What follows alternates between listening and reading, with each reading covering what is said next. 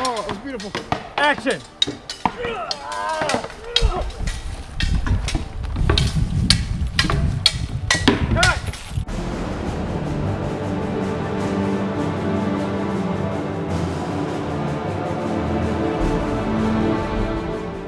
So it started with the concept. We had to come up with an idea of what we wanted to shoot, and so we got together, the three of us, Micah Taylor, Zan Campbell, and we started talking about what we wanted to shoot. I think we all were shifting into wanting to do something different or bigger than we'd done before.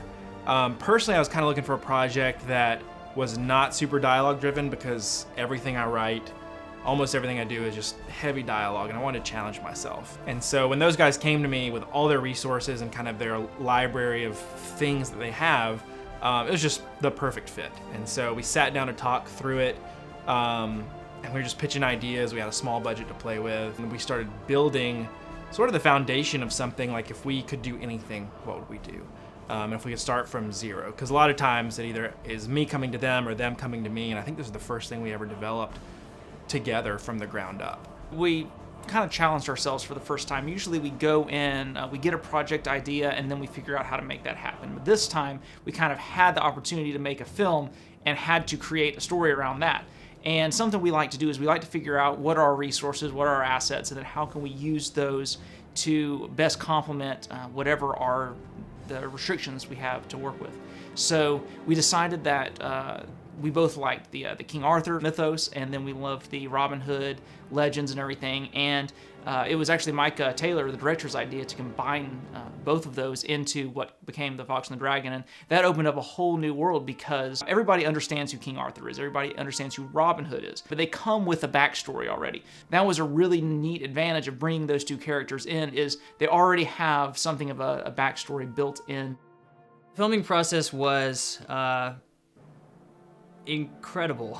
That's the best way to describe it. I was really impressed with how we had the most people we've ever done a project with. We did way more stunts than we've ever done in a project before. Zan designing the costumes, color palettes, prop weapons, chainmail, all that kind of stuff. We really wanted it to feel like a gritty world, not like, high fantasy where everything's clean or it looks no one fights in their armor because it all looks too clean. We wanted it to be gritty. We wanted people to get the feel that they were kind of living in the dirt with these characters. When I started seeing photos of the costumes, I was blown away. It is literally the best costume-wise project I've ever worked on. And then when I showed up on set and saw them in person, it was a dream come true, because we got to create this gritty world, this kind of gritty feel, and we kind of tried to ground it a little more in the gritty part. But then the costumes were colorful without being cartoony. They were beautiful without being like glamorous. And I was just like, I laughed like a little kid leaving set the first day, because I was just so amazed at how the costumes turned out, how they fit people. Watching them together in this world was just phenomenal. He gets the sword, so I say we use the small ones for right now. Okay. What are those? These are just there. These are like 30 seconds. Good. Just like a tube. Like big ones on there? Yeah. You want me to operate these? Or you want somebody else? Yeah. Over. And they're short. Going to One thing we very quickly found was that this was a film that we wanted to be very visual heavy, and we weren't going to be relying on dialogue. So the emotion when Percival dies and Lancelot sees that, when Robin yells at Arthur, and then Arthur's face, the look that he had, all those sort of things were things that we wanted to portray without any dialogue at all, just the actors' faces. It was a lot of fun, honestly, being able to bring a lot of internal to an external scene. Just the emotion of where he's on his knees and he's watching the battle unfold before him as he's kind of struggling with that inner doubt of, should I get up or should I just stay here? And you see him kind of go through the process of remembering where his journey started and how it's not finished yet. That for me was a pretty powerful moment for playing that character, and I'm really looking forward to the opportunity to playing more.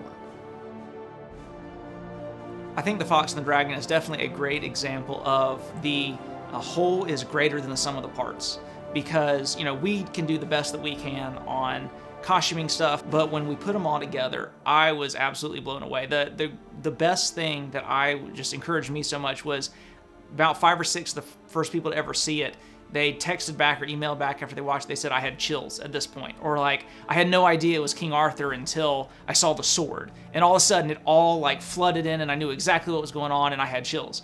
And that was what we wanted. We wanted to create a film that would give that people that moment of, oh my goodness, I got it.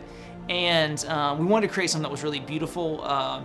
Ching-Tin Lo and her soundtrack just brought it all together and did an amazing job. But then seeing it all come together, everybody's hard work across the board really was just an awesome final product that blew me away. I probably watched it twice a day for like a week after I got it, just to be like, wow, we made that. That was really cool.